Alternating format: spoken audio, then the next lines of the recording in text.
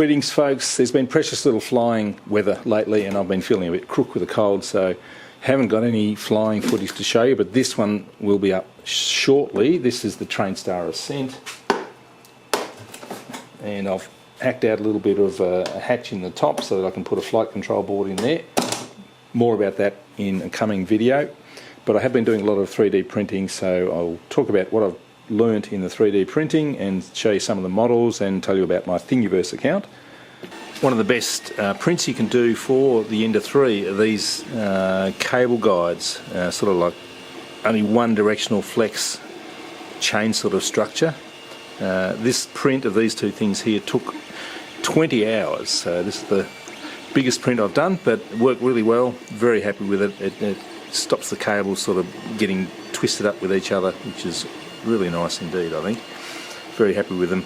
There were a few problems with the particular print that I chose, which is the print where all the pieces are printed at once. Some of them were incorrect and poorly designed, I think, but I'll put a link to a couple of alternatives anyway.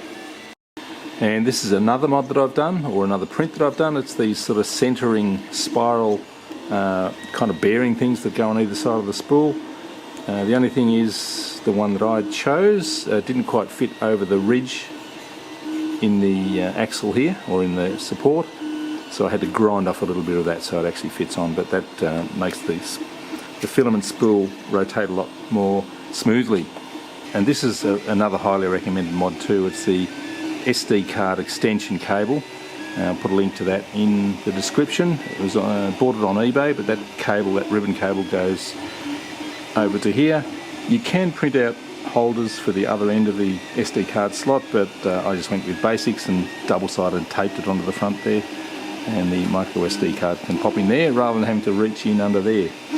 Much better. What I'm printing here is something from that brings me back to my childhood, when we used to get little plastic toys in cereal packets. Something like that. Found this on Thingiverse. This is a Christmas reindeer decoration, so I thought, oh, that's nice and simple. I'd like to have a go at that myself. So I've been printing up my own designs.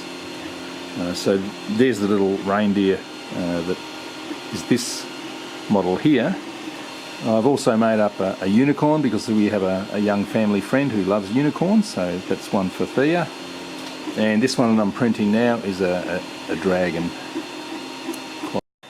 So this print is just finished. It took about an hour and a half, no, 2.5 hours to print this one.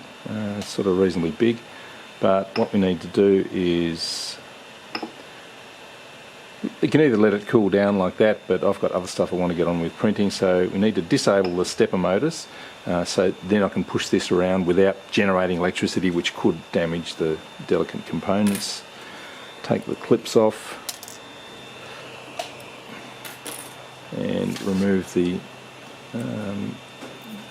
print surface. It's still a little bit warm, but not too bad, but now we can sort of flex it, and this will come off reasonably easily. Comes off even easier when you let it cool properly. You can use the little provided scraper as well.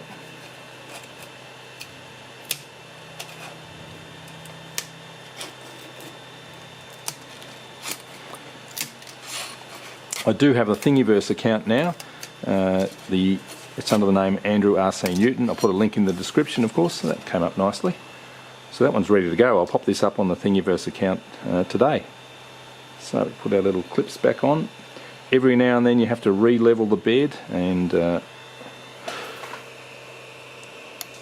if your prints start looking a little bit wonky, then the first thing you need to do is re-level the bed, and you just get a sheet of paper and you put the piece of paper under the head when it's in the sort of home position, and just make sure that there's a little bit of friction between the paper and the print head and the base, and you do it on all 4 corners twice, and that re-levels the bed and your prints will be good again. And you also have to keep an eye on the tension of this belt here, so that's just a matter of undoing these 2 screws, pulling a bit of tension, screwing them up again. Keep that tension nice and tight. But now I'm going to start the next print, so I've got a little micro SD card there.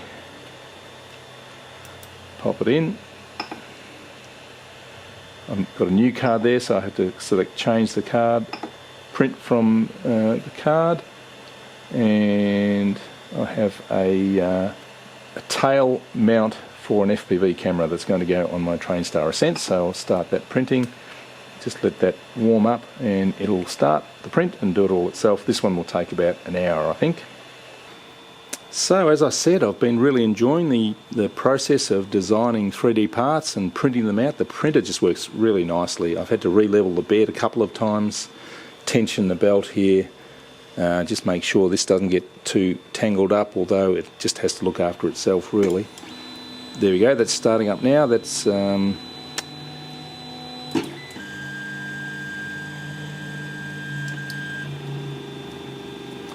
just starting a new print. It's all very exciting when it starts and gets going, and can't wait to see how it turns out.